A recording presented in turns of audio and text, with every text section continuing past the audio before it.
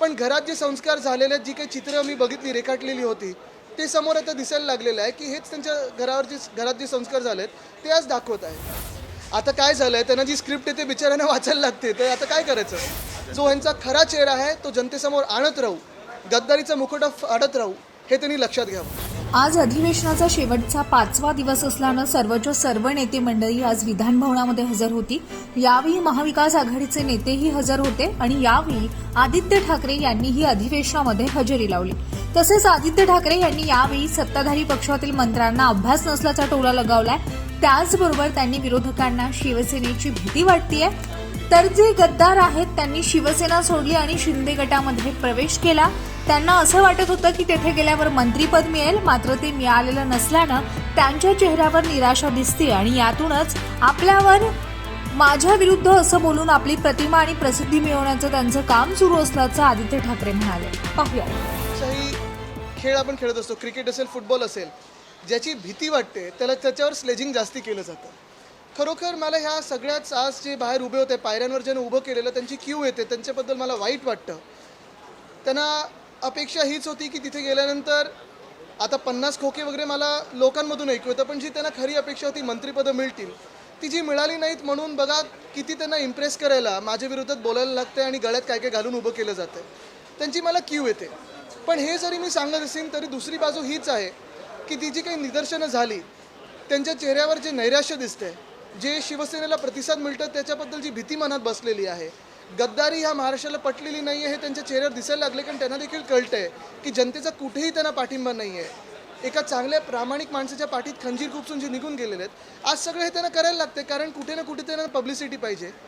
माझी अपेक्षा हीच होती की मंत्रिपदासाठी असेल किंवा निदर्शनासाठी असेल, जे काही त्यांच्या मनात असेल, आज जर ते ह्याच पायऱ्यांवर आम्ही जसं रोज उभे आहोत, शेतकऱ्यांचे प्रश्न घेऊन उभे असते, ओला दुष्काळ जाहीर करा हे घेऊन उभे असते, महिलांवर जे अत्याचार चालू आहेत ते घेऊन उभे असते, किंबहुना ह्या महाराष्ट्रातले अनेक जे विषय आहेत, तरुणांचे असतील, आता परवाकडे जसं मी सांगितलं आणि परत बोलतोय, कारण शेतकऱ्यांना काही आश्वासनं दिली गेली ती पूर्ण झालेली नाही आहेत. दहीहंडी मंडळांसाठी त्यांनी सांगितलेलं आम्ही GR कडू, साहसिक खेळ म्हणून जाहीर करू, 5% नोकऱ्या देऊ, कुठेही त्याचं कुठच्याही कागदावर आलेलं नाही आहे. अनेक मंडळं आम्हाला येऊन भेटत आहेत. हे जे काही प्रश्न आहेत ते जर घेऊन उभे असते तर मला त्यांचं कौतुक वाटलं असतं की चला कधी ना कधीतरी जी शिवसेनेची शिकवण आहे ते घेऊन उभे आहेत. पण घरात जे संस्कार झालेले आहेत, जी काही चित्र मी बघितली रेखाटलेली होती, ते समोर आता दिसायला लागलेलं आहे की हेच त्यांच्या घरात जे संस्कार झाले आहेत ते आज दाखवत आहेत. अनेक लोकांना मी विचारत आलेलो आहे आणि आज पण विचारतो, ठीक आहे, माझ्यावर तुम्ही टीका करत आहात, उद्धव साहेबांवर करत आहात, आमच्यासोबत जे शिवसैनिक उभे आहेत त्यांच्यावर करत आहात, पण आम्ही तुमच्यासाठी काय कमी केलं आणि काय कमी दिलं तुम्हाला, हा माझा प्रश्न आहे. म्हणजे जी खाती कधीही कुठच्या मुख्यमंत्र्यांनी सोडली नव्हती अशी खाती काही ह्या लोकांना दिलेली, तरी यांनी गद्दारी केली. आज त्यांचं खरं रूप ते दाखवत आहेत आणि मंत्रिपदासाठी बिचाऱ्यानं उभं केलं. मला तरी त्यांच्याबद्दल दुःख वाटतं आणि त्यांच्याबद्दल सहानुभूती वाटते.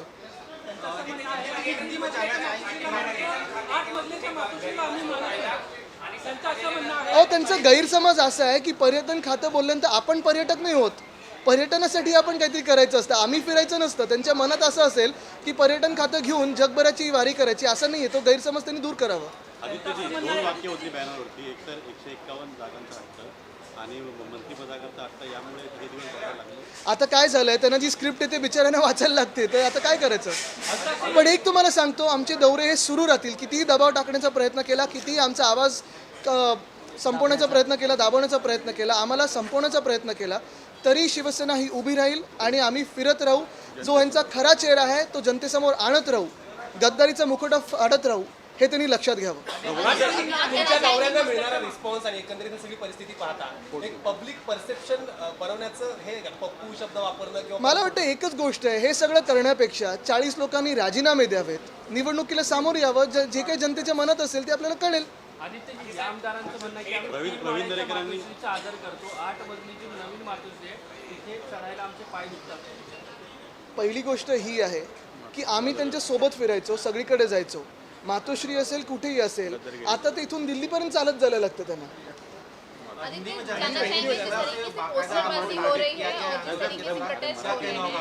नहीं, मेरी सहानुभूति उनके साथ है, क्योंकि अगर आप देखें जो भी कार्टून्स उन्होंने करने की कोशिश की, सबसे पहले तो ये है कि उन पर जो संस्कार हुए हैं वो सामने आते हैं.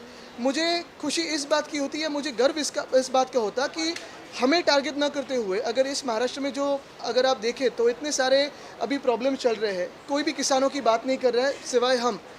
शिवसेना हो, राष्ट्रवादी कांग्रेस हो, हम सब लोग आके किसानों के बारे में बात कर रहे हैं, हम उनकी आवाज़ उठा रहे हैं। अगर आप देखें तो वो अगर करते तो मुझे खुशी होती, मुझे गर्व होता उन पर। लेकिन आज अगर देखें तो दुख इसी बात का है कि उनको जो मंत्री पद चाहिए उसके लिए अगर आप देखें तो हमें टारगेट किया जा रहा है।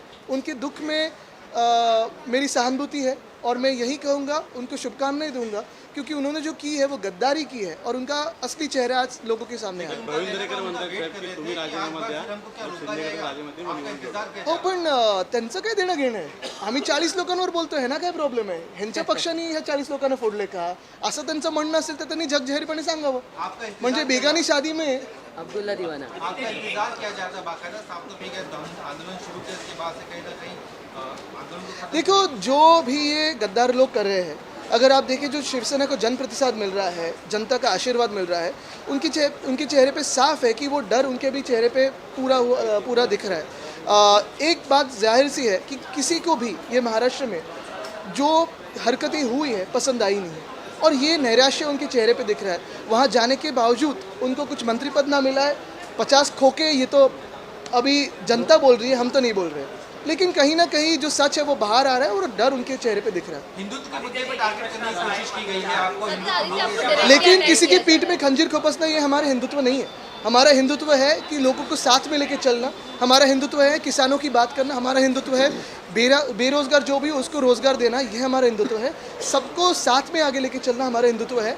जिस आदमी ने सब कुछ दिया हमें वो हमारा हिंदुत्व नहीं। ये उनका जो चल रहा है वो रावण राज है, राम राज्य नहीं है।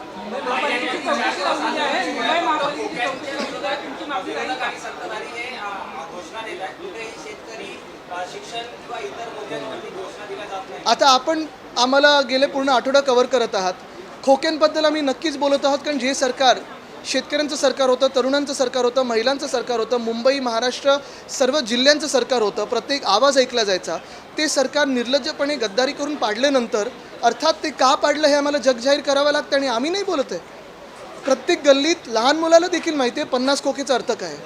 हे आम्ही कुठचे आरोप करत नाहीत, जनतेकडून आलेले आम्हाला हे सगळ्या बातम्या आहेत आणि तुमच्याकडून आलेल्या बातम्या आहेत. पण अर्थात आम्ही आपण बघत असाल मग अजित पवार साहेब असतील, आम्ही सर्व असू, शेतकऱ्यांना भेटत आहोत, ज्या महिलांवर अत्याचार झालेले आहेत त्यांना जाऊन भेटतो आणि आम्ही आवाज पूर्णपणे उठवायचा प्रयत्न करतो. काल देखील आपण बघितलं असेल, कदाचित पहिल्यांदा मी तरी माझ्या आत्ताच्या ह्या 2.5 वर्षाच्या कारकिर्दीत बघितलं, ह्या नवीन सरकारचा पहिला प्रश्नोत्तराच्या तासामध्ये राखीव ठेवला गेला. काल देखील अजून एक प्रश्न राखीव ठेवला गेला. म्हणजे मंत्र्यांचा कुठेही अभ्यास दिसत नाही आहे. आपण जर बघाल तर ट्रेजरी बेंचेसवर जेवढे लोक बसायला पाहिजेत, आम्ही जेव्हा सत्तेत होतो आम्हाला मुख्यमंत्री आणि उपमुख्यमंत्री दोघेही खडसावून सांगायचे की तुम्ही सगळे तिथे बसले पाहिजेत. जे विरोधी पक्षाचे असतील किंवा सत्ताधारी पक्षातून आमदार बोलतात, लोकप्रतिनिधी असतात, त्यांचे आवाज तुम्ही ऐकून घेतले पाहिजेत कारण हा जनतेचा आवाज असतो. कोणी ट्रेजरी बेंचेसवर सिरियसली बसत नाही, तुम्ही बघा. आणि म्हणूनच आम्ही 50 खोके ह्याचा अर्थ काय हे लोकांना विचारतोय, पण ते कुठेतरी झोंबलेले आहेत ना.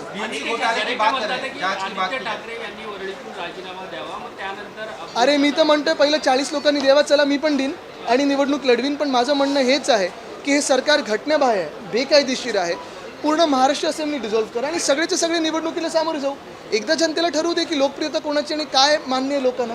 मुख्य गोष्ट हीच आहे की जे काही चाललेलं आहे ते आपल्या देशाला हानिकारक आहे. आपण बघत असाल ही जी काही गटतटाची राजकारण झालेलं आहे, गद्दारी जी झालेली आहे, असं जर हे लेजिटिमाइज व्हायला लागलं तर ह्या देशाच्या प्रत्येक राज्यात मोठी राजकीय अस्थिरता निर्माण होऊ शकेल. आणि हे कुठच्याही देशाला ना आपल्या देशाला कधी परवडणारं नाही आहे. जनतेला आवडलं नाही गद्दारी आणि म्हणून मी सांगतोय की 40 लोकांनी राजीनामे द्यावे, आपण निवडणुकीला समोर जाऊ.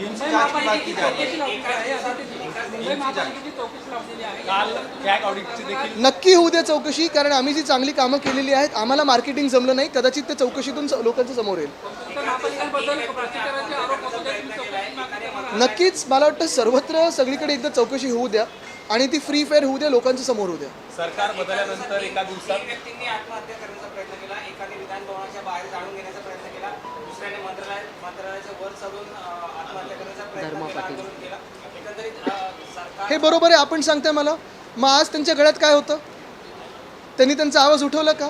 त्यांनी ज्या अधिकाऱ्यांनी ज्या हक्काने त्यांनी त्यांच्या तत्पुरतं मुख्यमंत्र्यांना जे काही इतर सांगत असतात की आम्हाला हे द्या ते द्या 50 कोटीचं फंड द्या अमुक द्या तमुक द्या, शेतकऱ्यांचा आवाज का नाही उठवतात ते? कधी तुम्ही त्यांना डेलिगेशन घेऊन गेलेलं बघितलंय? मुंबई गोवा हायवेचा प्रश्न पुन्हा एकदा ऐरणीवर आलेला आहे. गणेशोत्सव जवळ आला आहे. नागरिक कोकणातले प्रचंड प्रमाणात निराशाने नाराज आहेत. आमदारांवर देखील प्रचंड प्रमाणात हा महत्त्वाचा प्रश्न झालेला आहे. परवाकडे मी नाशिकवरनं येताना देखील आपण खड्डे भयानक होते. मुंबई गोवा असेल, ठाणा बेलापूर रस्ता असेल, ठाण्यातले खूप रस्ते असतील. एकंदरच यावर्षी आपण बघितलं असेल रस्त्यांसाठी आत्ता कदर करणारं कोणीच नाही आहे. जसं आम्ही सांगतोय परत सांगतोय की महाविकास आघाडी सरकारमध्ये शहरं असतील किंवा गावं असतील, प्रत्येक ठिकाणचा आवाज आमच्या मंत्रिमंडळात होता. महिलांचा होता, मुंबईचा होता, प्रत्येक जिल्ह्याला रेप्रेझेंटेशन होतं. आत्ता तुम्ही बघा काल परवाकडे मंत्र्यांचे बंगले घोषित झालेले आहेत, पण ज्या जिल्ह्यांची पालकमंत्री म्हणून जबाबदारी असते ते पालकमंत्रीपदं कोणाची घोषित झालेली नाही आहेत. ह्याचा अर्थ काय काढायचा? म्हणजे मंत्रिपदासकट जे काही बाकीचं मिळतं ते पाहिजे, पण जबाबदारी कोणालाही पाहिजे नाही. हे दुर्दैवी आहे. आणि म्हणून मी पुन्हा सांगतोय, परत सांगतोय की 40 लोकांनी जी काही गद्दारी केली आहे त्यांनी निवडणुकीला सामोरी जावं. लोकांना ठरवू दे हे योग्य आहे की नाही. जे काही जनता ठरवेल ते आम्हाला मान्य आहे.